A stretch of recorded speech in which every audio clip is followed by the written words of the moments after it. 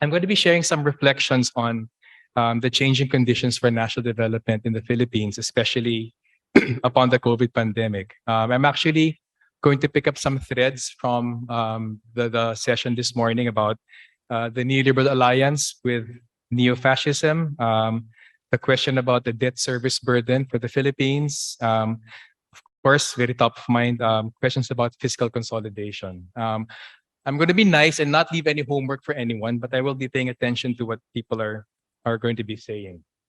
Um, Basic context, Philippines is the second largest country by population in Southeast Asia, and the fifth largest by GDP.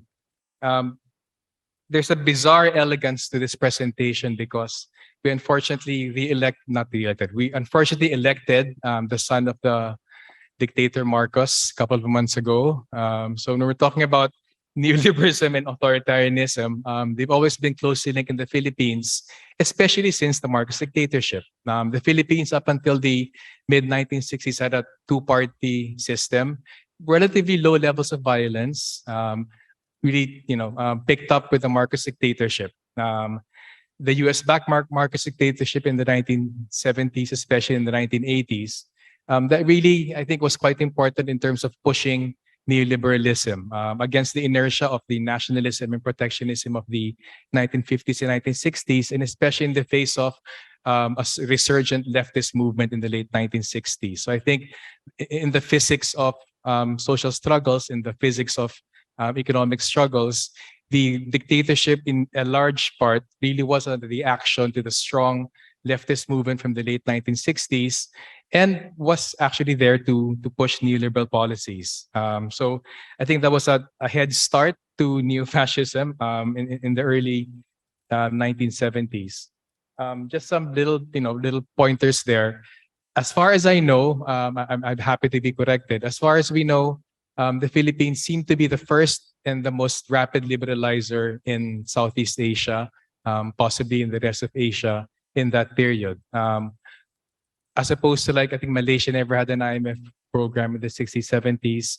Thailand and Indonesia only started having them intermittently. The Philippines pretty much had been having IMF and World Bank programs intermittently since 1962. Sorry, continuously since 1962. The for us, the marker for liberalization in the Philippines really was the incentives program for foreign investment in 1967, the first export processing zone in 1969. And if those were the early years, I think the momentum really came from the World Bank Social Adjustment Loan in 1979, the first in Asia, I think the third in the world, and of course, the series of IMF stabilization programs. The reason I sort of went into a bit of detail there, I think that was quite important in terms of the Philippines authoritarianism being used to push back against the inertia of nationalism and protectionism. In 1986 onwards, again, it's so hard to find labels, but the closest label I could find to describe the Philippines, it's some kind of hybrid regime since 1986. We did not see a return to the baseline of relatively peaceful elite democracy in the 1960s, but we did have, after the upsurge of dictatorial rule in the 1970s, we had a transition towards some kind of a hybrid regime. Hybrid in the sense that there were nominally democratic institutions at the same time as not just a hangover, but a systematically violent repression carrying on from the Marcos dictatorship. Of course, particularly targeted against the leftist movements, against radical alternatives to the status quo. Nominally democratic because the Philippines, I think, quite famously has a free press, free elections, nominally, recognizes civil political liberties, and I think everyone here knows we have a huge civil society movement. But at the same time, in a lot of ways, that those nominal institutions were the the political mechanism for elites to sort of contest every so often political rule. Violent repression, I think, was quite important to stress because the attacks were constant, especially against the leftist mass movement, against disruptive mass political actions. And we do believe that in the last 40 years, 50 years, if we draw to the early roots of neoliberal globalization in the Philippines, they were the main mechanism for pushing neoliberal economic reforms. Um, the Philippines hybrid regime since the 1986 has had different flavors. Democratic restoration under Cory Aquino, some kind of consolidation the next two presidents, but then a return to accelerating authoritarianism under an almost 10-year rule of President Gloria Macapagal Arroyo, herself the daughter of a previous president. Of course, picking up under the populist demagoguery of President Duterte just finished right now. Um, there, notwithstanding the sort of variations around that theme, there are two clear adverse trends, we think, with implications to the struggle for democratic reforms in the country for economic and political democracy. First, the neoliberal policy momentum started by the dictator Marcos has been maintained, but actually really reshaped, restructured the Philippine economy. At the same time, we have still seen the overall trajectory of worsening authoritarianism by two indicators: human rights violations and the weaponization of law. I'm suddenly embarrassed to show the next slide because it's not going to make any sense to anyone, but it's colorful. Um, there's no need to actually see what's being presented, just sort of get a sense of it. The top part of it is like the Philippine neoliberalism that basically lists on more or less 5 to 10 year periods the legal superstructure for neoliberalism. So what we did there was basically from the tariff reform program to the whole range of investment liberalization, privatization, deregulation, we sort of stack them as an indicator of how they've been accumulating through the decades. So the gray bits are those carried over from previous periods. The reddish bits are those implemented in those particular periods. So hopefully it's some kind of chronology of how neoliberalism has been implemented in the Philippines. Of course, the usual indicator for trade liberalization are tariffs. It's the exact opposite for tariff reforms. Obviously, it's a downward slope from that period. But I think it's quite important to see actually that accumulating legal superstructure for neoliberalism against the growing authoritarianism, again, jump-started by the Marcos dictatorship. The top bit are the economic policy reforms for globalization. The bottom part are actually, I've tried to color code the extent of authoritarianism by various regimes. Of course, the dictator Marcos had these thousands of killings, the tortured, the illegal arrests, actually carried through into the Cory Aquino administration. Still a lot of coups, still a lot of dominance by the Philippine military and police. The best moments you could say for in terms of authoritarianism were the next two administrations, they're kind of yellowish here. There was an attempt to uphold liberal democratic values, but then quite noticeably with a almost 10-year rule of a president, President Gloria Macapagal Arroyo, started getting orange. We saw an uptick of violence. You're seeing the table underneath sees, as far as the data provides, the annual incidence of extrajudicial killings, frustrated extrajudicial killings, enforced disappearances, illegal arrests, threats, harassment, and indiscriminate firing, bombing. Again, I apologize for it not being very clear, but the bottom line, I think the main point for the colorful bits in the bottom is you will notice an increase, much more surgical in terms of killings, in terms of the killings and salvages and disappearances, but a very marked uptick in terms of illegal arrests, in terms of threats, harassment, and intimidation. And we do believe that is very much due to the weaponization of the law and the implementation of a lot of policies that could be used against political opposition. 50 I think these strong implications for the struggle for reform. 50 years of neoliberalism has really completely changed the economy. Well, who doesn't change over 50 years? For two aspects. One, it did change the conditions for economic development, making industrial development even harder to achieve. But also, I think, quite important, it altered the composition of class forces in the country, raising challenges and forcing us to be more creative, innovative in terms of traditional working class organizing. This chart, please appreciate the colors. I did this all just for you. The chart shows the structure of the economy. The orange line is the sum of agriculture, manufacturing, construction, and mining and quarrying. The blue line is services. The dash green line is agriculture. The dash orange line is manufacturing. The purple line at the bottom is utilities. Two important points, I think, again, not to go into too much detail, but first, notice the marker of 1980.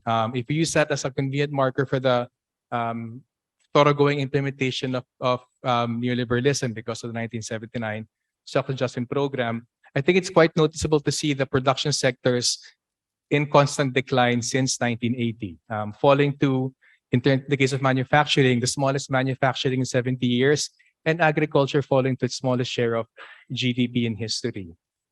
We could do another, annual job generation, net employment creation, also very noticeable. Despite rapid growth, because of the decline in production sectors, actually job generation has been falling in the last 20 years. Again, lots of colors, but I think it's quite useful. Going by the columns, it's agriculture, manufacturing, construction, mining on the left bits. The blue bits are utilities and the rest of the services. The rows are the top 10 capitalists, oligarchs, compradors, whatever you want to call them in the Philippines. The grayed out bits are where their business interests lie. I think this is quite useful to establish how you'll notice the concentration of the gray bits in the service sector, in utilities, and in the other services sectors. I think also affirming how they're not really in agriculture, they're not really manufacturing. The biggest wealth in the country comes from rentier, comprador interests. Also have to highlight, even the gray bits in the manufacturing, they're not necessarily Filipino manufacturing. For instance, Jaime Zubel de Ayala is actually just a partner with Honda for assembling Honda cars in the Philippines. So even the manufacturing bits there, they're not actually reflective of any real domestic manufacturing.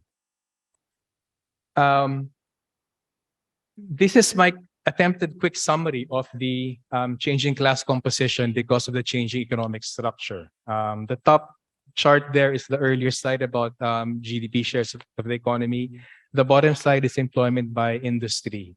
There are a lot of gaps because of data gaps, but I think even by that measurement, there's some clear conclusions. We tried to dig deep into them in terms of, it's hard to make estimates of classes, especially with the lack of data. So I have to qualify, these figures are still not final. We're still working through them, but they are using just employment data. So it's not based on any deeper analysis of classes beyond existing employment profiles. I'm not even trying to estimate classes of the huge unemployed in the country. But at least in terms of general trends, I think this probably will be affirmed anyway by any sort of deeper qualitative study. Because of neoliberal globalization, and despite China expanding their land area, we still only have about 10 to 12 million hectares of agricultural land. So keep four main, I think, changes in the Philippine class structure. A huge decline in the peasantry from about half of employed to just 1/4 in 2020. A huge bloating of the semi-proletariat in the rural and urban sectors to 45%, from 30% to 45%. A little bit of an increase in industrial workers, but we also counted there those in the main industrial services, telecommunications, transport and water, and some increase in salaried workers from 12 to 17%. One very, very notable thing that's hard not to mention is this huge expansion in overseas Filipinos and migrant workers from about, again, it's hard to estimate, about 2 million in the mid-1980s to, depending on the data set, 10 to 12 million by 2020. So again, by some accounts, it's maybe 1/10 of the Philippine population. The 10 to 12 million isn't all workers. That includes maybe about 3 to 4 million, I think, family members. The decline in production showed in huge trade deficits. Again, you'll notice the little marker for 1980. Because of the collapse in agriculture, collapse in industry, a still growing population, trade deficits grew hugely since the 1980s. That's the bigger chart there. The chart on the right shows the agricultural trade deficit. Again, giving up on food self-sufficiency, actually we're seeing much bigger import dependence. The question is, where does the Philippines how is the Philippines financing these huge trade deficits? Well, that's where the overseas workers come in. Again, you'll notice a huge increase in overseas work. More or less, I think especially in the 1990s, early 2000s, more or less they've been actually the ones paying for a huge part of the trade deficits. Last bit of, I'm sorry. No. Okay, I'll be done. Yeah. Um, of course, major source of foreign exchange is growing foreign investment. The left chart shows inward the investment flows as a percent of GDP. The right chart shows the inward stock as a share of GDP. Again, I think quite noticeable since the 1980s, huge increase in foreign investment in absolute terms, but also as a share of GDP. The bottom chart, I think, is quite useful also to highlight how big a share of the economy now is taken up by GDP. We've seen more or less maybe 4 to 5 times more in relative terms the share of GDP, 4 to 5 times more foreign investment in the country.